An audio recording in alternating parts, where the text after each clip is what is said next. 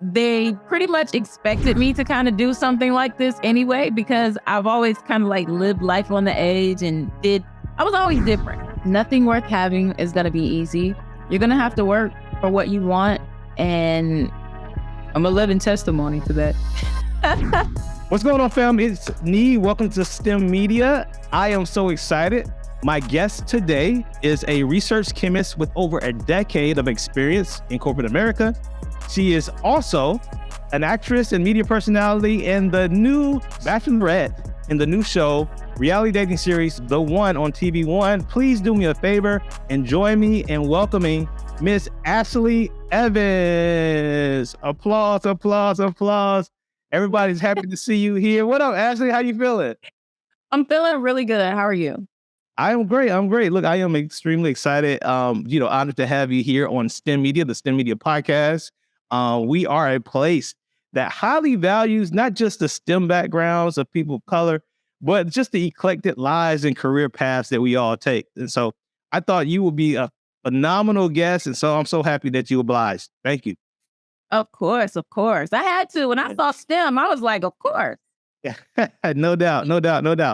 All right, so this is how we like to keep things off. We like to kind of break the ice a little bit with like a random fun fact. And I thought about you and your career as a research chemist, as well as the fact that you are now an actress and a media personality in many ways. As you think back on your childhood, like, is there any random stories or memories that, like, as you look back, or early indications of your eclectic career today? Actually, this is kind of weird. I remember certain things that I would say to myself. And I remember being at my uncle's house next door, and I was probably in high school. And I remember saying to myself, I want to be something that I'm going to have to explain to people. Mm-hmm. And ever since then, I've been having to explain my career choices to people. Wow. So when you were young, you knew that it wasn't a mold out there for you. You knew there was going to be like a kind of a new form that you were going to create for yourself. Absolutely. Absolutely. I think when I said that, I remember saying, I want to be an actuarial scientist. And I actually had to look up the meaning. Yeah. It sounds good. I don't know what it is yet. So, right. It's just like insurance claims and figuring out, right. All that kind of stuff. But that quickly changed to computer science, and then pharmacy, and then chemistry. Chemistry. And you said you would say this to yourself at your uncle's house? Like you were just in the mirror? Like, what were you doing? I was outside. I remember being outside and just thinking like, what am I going to be when I grow up? And I just said to myself, I want to be something that I'm going to have to explain to people. Like, I didn't want to be something that I knew of, or anyone around me knew of. And here I am. Here you are. That's a vision. That's what you call vision. You don't always see the entire picture, all the details, but you saw it at a young age. And I'm assuming, was that in Waynesboro, Georgia? Because I know you're from small city Waynesboro. Is that where you were, speaking all these things into existence? Absolutely. It was in Waynesboro, Georgia. Absolutely. You grew up there. Tell me a little bit about the city. Oh, wow. The city's very small. One Walmart, a few stop signs, a few red lights. I'm sorry. One high school for the entire county. Everyone knew everyone. And I come from a really, really big family. So, my mom has 7 brothers and sisters. My dad had 13 brothers and sisters, or 12 or 13 brothers and sisters. And so my family's huge, and we kind of took up a large part of Waynesboro, honestly. It was one of those things where you can't get away with anything because somebody probably knows somebody in your family. Absolutely. Everyone knew my family. Yeah. And it was you, and I believe you have an older brother, just the two of you? Yes, I have an older brother of 7 years. Yes. Got you. So what were some of your earliest memories as it relates to like STEM in particular? Like, were you doing all these like camps or anything? Like they got a lot today. But were you doing that back in the day? No, absolutely. I didn't go to any camps or anything like that. I was very business minded, I would say, as a young child. I remember, my cousin and I actually making roses out of toilet paper and going around to the neighborhood and like trying to sell it. And, we would invent little things like, I remember, we would have picnics outside, and we would make up different dishes like salt and apples and, just very creative. I was always a creative child. I will say that. Yeah. That imagination. I think we shared that in common too. I had like a junk drawer where like I kept a lot of things like that, old tissue paper rolls, Pringle cans, hangers, right? And you're like, yo, I'm gonna make something dope with this. I don't know what it is, but we're gonna make Exactly. something. Exactly. And so you had this creativity as a child, and at some point, as you just alluded to earlier, you start considering these science careers, computer science, all these things. What eventually led you to chemistry? Do you remember, like before you took off and went to the ATL for your college experience? Like, what was the thing that caused you to actually pick chemistry as your major? Um, I was a computer science major. I was a Oh, computer you science. started out in computer science. Yes, I was Oh, computer okay. science in the beginning. I got to JavaScript and I said, no, this isn't for me. It's not for me. And so I said, okay, well, I want to be a pharmacist, but let me go the chemistry route first. And then, after going the chemistry route, I started doing some thinking. I was like, do I really want to go to pharmacy school? And I said, you know what? Let me just get my chemistry degree. And if I decide to go to pharmacy school afterwards, then I'll do that. And of course, going through all the chemistry classes, I decided not to go the pharmacy route and just stick with chemistry. Yeah. So was it JavaScript? Because we all had this experience in college, right? Where it's like we get a grade or we hit that class. It's like, whoa, this is different, right? Like, can you tell us a Absolutely. story about that? You know what I'm saying? That smack in the face, if you will, that you got in college. Oh, wow. I had a few smacks in the face. JavaScript was the first one. And chemistry, another reason why I chose chemistry was because I hated writing papers. Mm. And not knowing that when I got into chemistry, I had to write these 30, 40-page reports on whatever experiments I was doing. So I kind of dug myself into a hole.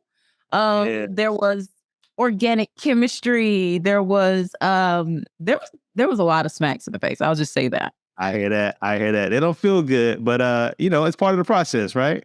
Absolutely. Yeah, and there was no chat GPT either, so you couldn't like go online and get a little help. No, not at all. And I actually Yeah. had to teach myself how to study when I got to college too. Yeah. Because for me, high school was so easy. High school, middle Mhm. school, elementary, of course, all of that was easy for me. And so I just fooled around in class and just made A's and B's. It was easy. So Right. when I got to college, I realized like, wait, I don't know any of this stuff. And I had to actually sit down and teach myself how to study. Yes. That's when the proverbial smack in the face hurts the worst, right? You come out of high school, you're like, oh, it's easy. I'm about to cruise. Like I used to try to charm my way to good grades. And you seem like you probably try to do the same thing too, Ashley. And everything. Am I on the right track with that? No, no, I just wanted the good grades. I didn't really charm myself. I Okay. tell like little jokes and stuff in class and try. Well, Yeah. I think maybe so. I did try to get on the teacher's good side. Yeah. Boom. There you go. There you go. I bought it my teacher when I found out I was failing the class in college. I bought my teacher a Christmas gift, and I thought, oh, okay, here it is. He was like, okay, see you next year. I was like, oh snap. Look at So you. you definitely got to learn how to learn. You have to learn how to study, and I'm assuming that is just as much true now that you're in the industry too, right? Like, because you are now working as an actress in many respects, and you've been able to do a few things on screen. What is that transition like? From studying formulas and I don't know, equations and all that to studying scripts. How was that transition? Ooh, that's a tough question. I would say for me, the transition was a lot easier. Even though I've always loved chemistry, working in the lab every day was very mundane for me. It was very Mhm. boring. And so when I got a chance to go home, study a script, or go to acting class, it was like an outlet. And it's fun, honestly. It's fun, it's an outlet, and it just kind of made, me working in the lab worthwhile. It kind of was your personal extracurricular activity, so to speak, right? Yes, exactly. Did you do any extracurricular like while you were in school? Were you in any like theater or drama? Like, did you do any of that? In high school, my Okay. last year of high school, I actually joined every club I could think of. Chorus, beta club, yearbook, anything I could think of. I joined Right. everything. I was class president, just everything my senior Okay. year in high school. But college, nothing extra at all. The only thing Yeah. I did is I started doing like local modeling, like local Okay. boutiques and things like that. I started modeling and, kind of stuck with it. So was it on modeling that somebody said, you should go audition or you should try to do a couple of things on screen? Like who encouraged you to even get into entertainment? Well, myself. I thought to myself, I'm in school, there's something else. I've always had to have my hands in a lot of things. And even though I was in school, teaching myself how to study and taking all these Mhm. classes, I needed something to do outside of school. So I said, I'm gonna try my hand at modeling. And I started, I think it was like Model Mayhem back then. Got Oh on yeah, Model Man was a sight. Right. Got on there, start contacting photographers, taking pictures Yeah. and things like that. I started at my first school at Georgia Southern, Hmm. like very, very small, That's boutique. awesome. Is that Um, Georgia? So where's Statesboro, Georgia Southern? Where is it? Statesboro, Georgia. Statesboro. Yes. Yeah. My dad got a master's from there. Georgia Oh Southern. wow. Oh Yeah. wow. But yeah, and I kind of stuck with modeling from, the transition from Georgia Southern to Georgia State. Stuck with Hmm. that, got into music videos, and I actually got thrown into this really big audition for the game. It was one of my agents at that time. She was like, "Hey, you got to audition for the game." Went in there, I totally bombed it. I knew nothing about acting because my nerves, I always thought I was too shy to do, acting and things like that. And I just remember after that, I was like, "Yeah, I'm never doing acting. It's just not for me." And after a bad breakup, I was like, you know what? I think I want to go for it. And so I started with this acting workshop and realized how much of a release it was for me and how fun it was. And I realized I could cry without anybody judging me. Oh, And you got it. yeah, I stuck since 2015. Acting has been my thing. So there was a period where like you were like literally in the lab, you know, Hmm. cooking up in the lab or whatever Yeah. and then going to auditions back and forth, back and forth. And that's dope because you discovered a talent for yourself. You obviously have had some success. You have an IMDb page that I checked out and saw that you were in some shorts and some films and even some pretty big things coming up. Not to mention, the brand new show dropping the one, the one on TV One, this dating show. Now, let me ask Yeah. you this really quick before we get into the show. I'm really Mhm. curious because I did read that, like myself, you grew up in a Christian, God-fearing household. Um, Right. did you ever experience, and this is whether in science or even in entertainment, Mhm. situations where like you had maybe like your convictions or your principles were challenged and you had to kind of like make a decision how you would approach it? Hmm. Absolutely. Especially in this industry, there's a lot of, you know, situations that I've been in that may have not, you know, been very good for me. However, Mhm. I've always stuck to my morals, because I've always said that, I'm a small town girl with big city dreams. And for me, I wouldn't feel right doing something that just didn't make me feel good. And I I will always stick to that, honestly. My feelings and, my morals and how I was brought up is very important to me. And I plan to raise my kids, a lot like that as well. As this chemist who's also a working actress, Mhm. you're no shy person to the camera. Um, Right. who I also read looks at the world through a scientific lens. I So do. can you talk about the decision that the science mind went through and say, you know what, in my search for the one, why don't I try a reality dating show? Come on, talk to me about how that happened. What's so crazy? I do not remember submitting for this show. To my knowledge, I believe someone reached out to me. Now, I have Mm. submitted to reality dating shows before, but for this particular one, I believe someone reached out to me. And I remember thinking to myself, what do I have to lose? You know, I've been dating obviously for a while now. I've been single for a while, never been married, never been engaged. And I thought to myself, what if I do meet someone? What if I do meet someone who is the one for me? And maybe I can get married and finally have those babies and a family that I've always wanted. So that's kind of what was going through my mind, honestly. Yeah, and it's funny because you and I are almost exactly the same age as we talked about, before the show, and we've seen like it go from going to the mall, let me get your number, to hey, can I get here's my beeper number, like beat me, to like texting, to like smartphones, to like Black Planet, right? You were online when Black Planet popped off. Now we Yeah. got the swipe left, swipe right, and then now we have dating shows, and so there's obviously been a lot of different iterations, and there is a possibility to you never know how that person will be brought to you, and so I think that's pretty dope that you decided to take the chance. Slight flex that you even did there. I picked it up. You're like, I didn't submit. They reached out to me. All right, they hit you. I didn't call them. They called me. I did But not remember.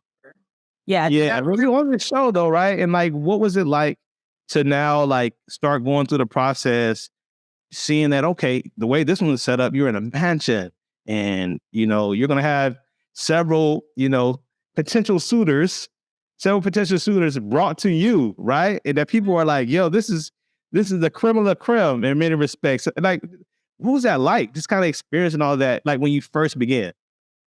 Um, when I first began, it was almost surreal, I would say. I went into it with an open heart, open mind, and it was Mhm. surreal, and I just kind of dove in head first, honestly. I dove in head first and enjoyed every minute of it, I should say. So you weren't timid. Like the producers didn't have to like pull teeth to get you to like open up. You No, were pretty open. yes, I was very open. Okay, that's pretty good. As a producer in some respects myself, here with STEM Media, I've seen the difference between people who are like, yo, the camera loves me. I love the camera. Hey, let's have fun. Versus like, Right. I want to do it, but I'm acting all timid. Like you were like, jump straight into the pool, and then they'll get warm eventually.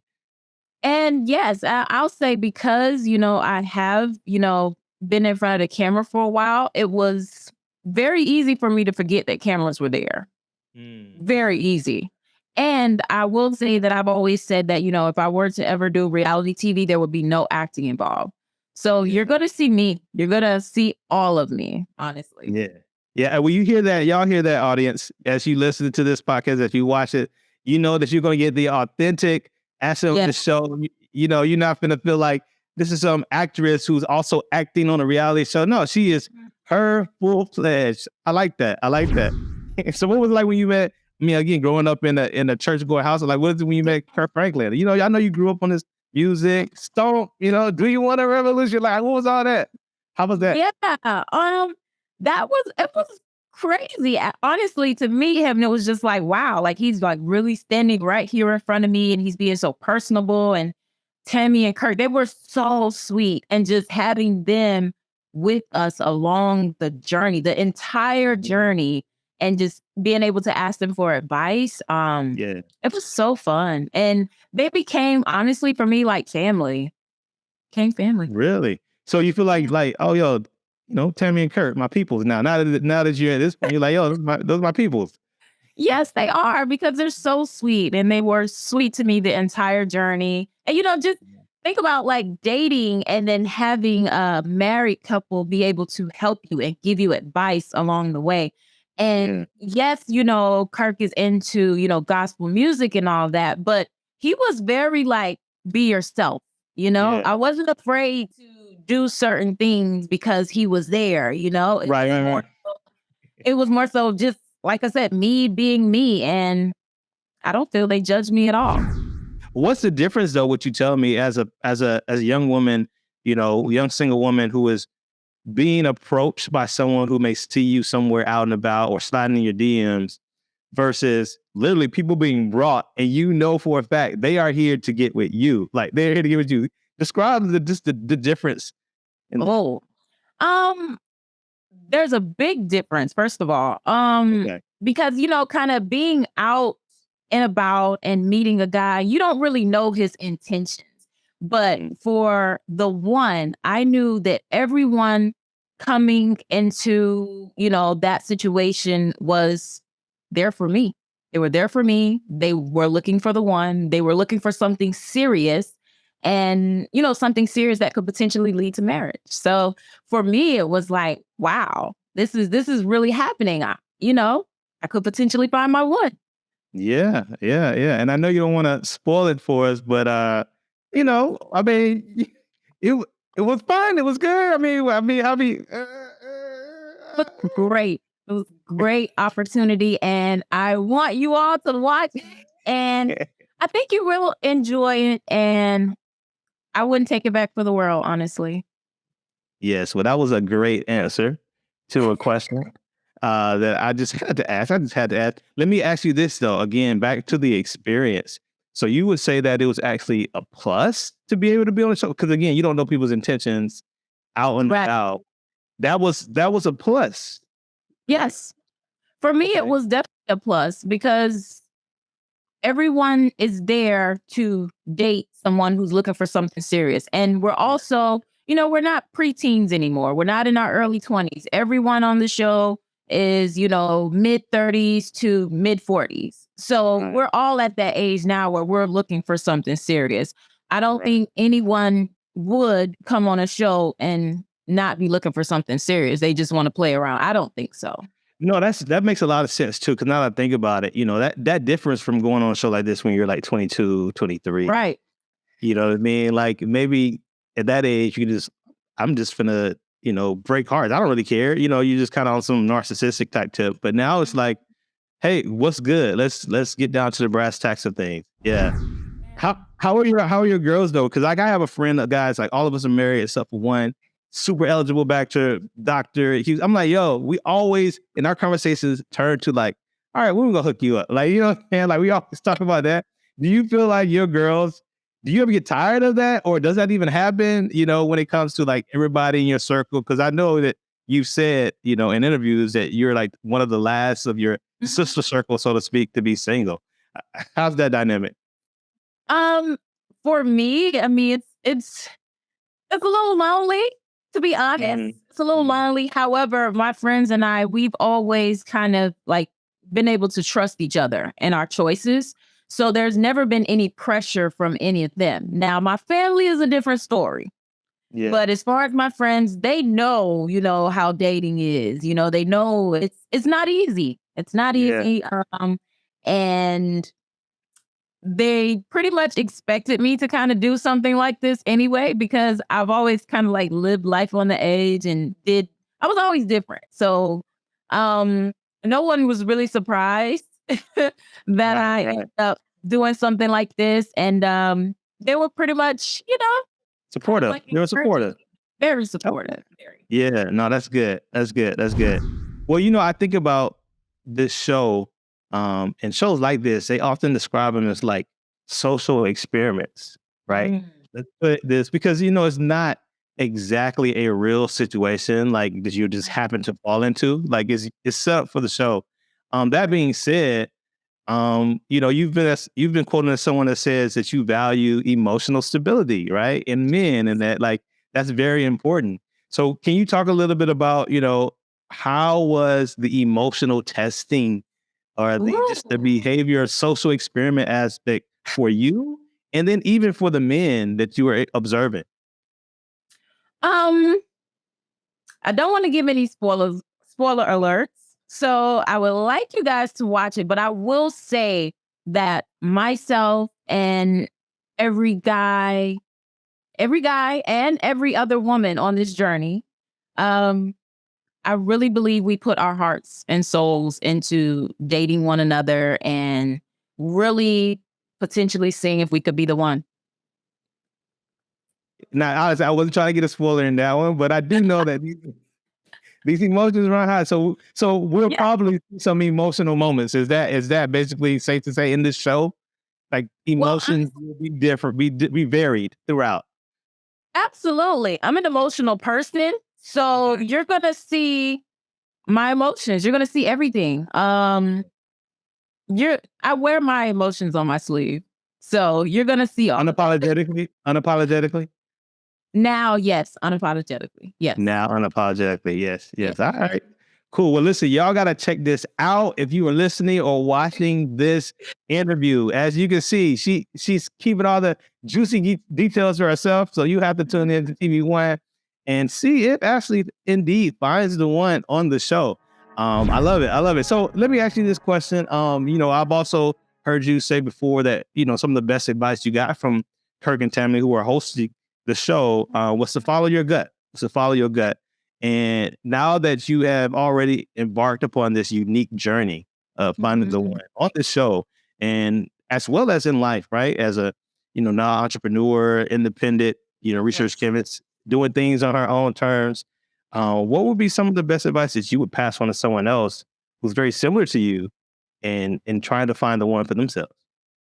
Wow. I would say to follow your gut. Whatever feels right, go with it. If it doesn't feel good, if you're confused, pay attention to that. And pay attention to when you have peace with something or someone. So I think that's good. Follow your gut. So you're just gonna plagiarize what they gave you. That's all. That's basically. You're just gonna plagiarize Kirk Franklin. I added peace. You had to be. You did. You remixed it. You remixed for sure. Yeah, I love it. I love it. Well, as we come to the end, this has been phenomenal. This has been so great. I've really enjoyed talking to you. One of the things that we like to conclude our interviews with is parting words of wisdom, and you've already kind of given us some with that last answer. But I remember coming across something that you posted on social media that I could relate to, and that is the fact that you have invested, let's say, in real estate. Yes. And you have bought properties or at least a property that needed a little bit of tender love and care months before the pandemic. Yes. And there was a period where you were like, you know what, I don't got time for this. I'm about to get rid of them, I'm about to sell. You even bought a for sale sign. I myself also have done some small investments in real estate with the anticipation to do much more. But I was really inspired and encouraged by that post because you talked about how you decided not to let it go. You decided to put in some work, get some landscaping, lawn care done, hire contractors, really flip the whole thing, from what it was. And it really spoke to this thing called, grit, perseverance, not giving up, right? Right.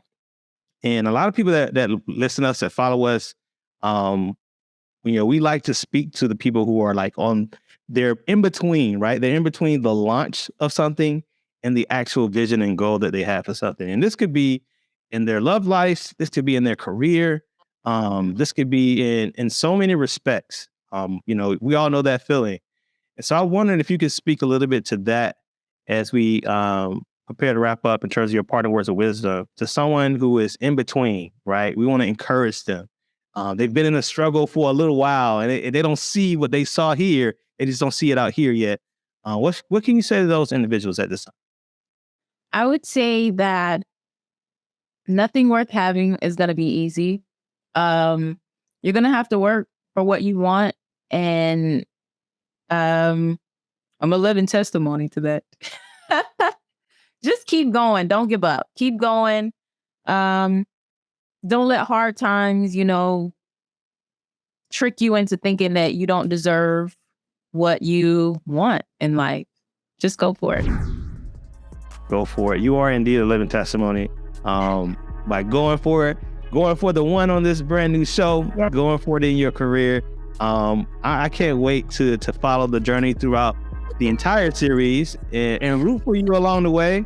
And I know many people that are watching this at this time are going to do the exact same thing. So thank you so much. Any last push to advertise the show? I think you're going to see, well, number one, I know you're going to see some Black excellence, a lot of Black excellence. You're going to see a lot of funny moments. What a lot of people don't know is Kirk is very funny. He's very funny. So he kind of made me laugh throughout the entire season. And it's going to be very entertaining. That's all I'll say. Yes. And people can follow you, I guess, personally online, social media. You got some accounts you want to drop? Yes. My Instagram is Ashley S. Evans on Instagram. It's Ashley S. Evans on Facebook. And that's about it right now. That's about it. All right. Well, we stay tuned. We know the best is indeed yet to come. Ashley, thank you so much. Thank you personally on behalf of STEM Media. I want to affirm you again as a fellow STEM professional, as a fellow entrepreneur who's working in media, in the media space. Continue. Obviously, you're at a place where people are looking up to you now. And so continue to be that inspirational light that you are, both in front of the camera, behind the camera, in your everyday life. This has been a joy and an honor. Thank you again for coming on STEM Media. Thank you for having me. Absolutely. Absolutely. All right, y'all. Make sure you go follow Ashley S. Evans on the social media platforms that she just mentioned. You all, I hope you watch The One, as I will be, to see how this thing ends up for her. And we'll continue to root and see you next time on STEM Media. Peace.